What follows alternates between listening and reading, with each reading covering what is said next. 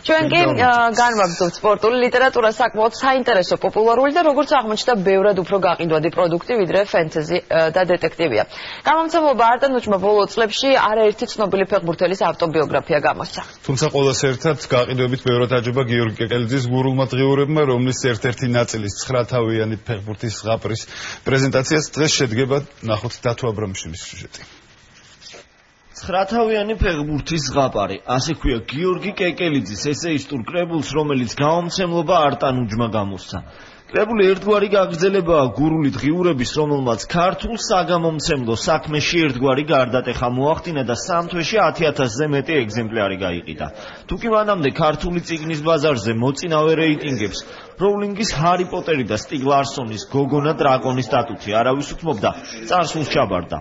მითს, რომ სამამულო მწერლობას შალის ფასი აქვს, გიორგის გურულმა დღიურებმა წყალი შეუყენა. ახალი კრებული მართალია ფეხბურთზეა, თუმცა დაკვირვებული მკითხველი იქაც იპოვნის კავშირს ლიტერატურასთან, სოფელთან, გურიასთან და რაც მთავარია ესეისტიკაში მწერალთან. ჩვენ გვაქვს გამოცდილება, რომლის მიხედვითაც ფეხბურთზე დაწერილი წიგნი იდო ყველა ოჯახში. გულისხმობ გურამ ფანჯიკიძის რომანებს, რომელიც ძალიან პოპულარული იყო თავის დროზე. ჩემ წიგნს რაც შეეხება, ეს არის რაღაც ერთგვარი სინთეზი, ერთი მხრივ თქვა ჩემი მოგონებების გურიასთან, მეორე მხრივ ფეხბურთისა, ანუ გულისხმობ იმ გუნდებს, რომელსაც მე გულშემატკივრობ, ცხადი არის საქართველოს ნაკრები, ინგლისის ნაკრები, კლუბებში საქართველოს ყველაზე უფრო ესეთი საკრალური წარმომადგენელი, მე ვიტყოდი დინამო, ამას თავისი მიზეზები აქვს.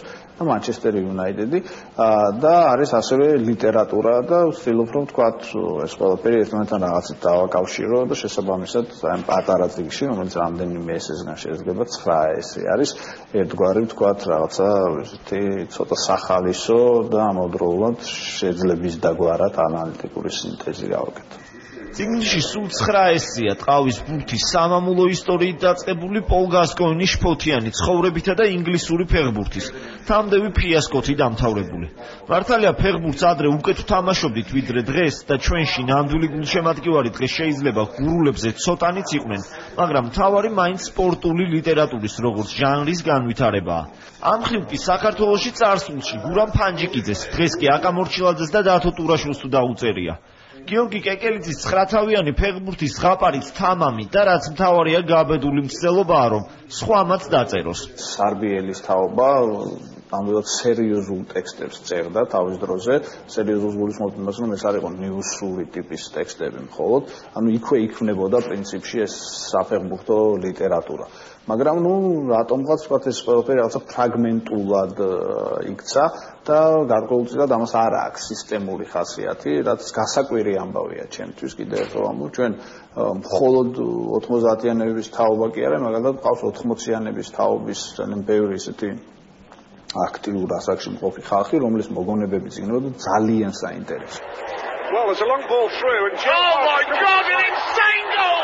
I've just seen წიგნი გამომცემლობა არტანუჯმა გამოსცა, რომელიც ბოლო წლებია რაც საფეხბურთო ლიტერატურას თარგმნის. ზლატან იბრაგიმოვიჩი, ანდრეა პირლო, დევიდ ბექემი და სხვა ცნობილი ფეხბურთელების ავტობიოგრაფიები ქართულად უკვე ითარგმნა. თუმცა საქართველოში თანამედროვე მწერლების ესეისტიკის გარდა ცნობილ ფეხბურთელებს იშვიათი გამონაკლისის გარდა ჯერ არ უცდიათ საკუთარი ავტობიოგრაფიების შექმნა.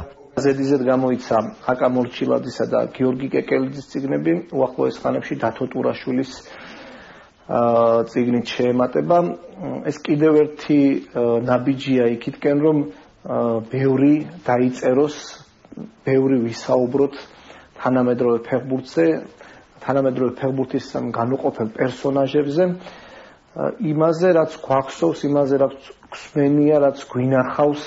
გიორგი კეკელიძის წიგნის პრეზენტაცია კი 1 აპრილს საღამოს 7 საათზე დინამოს სტადიონზე საპრესკონფერენციო დარბაზში შედგება.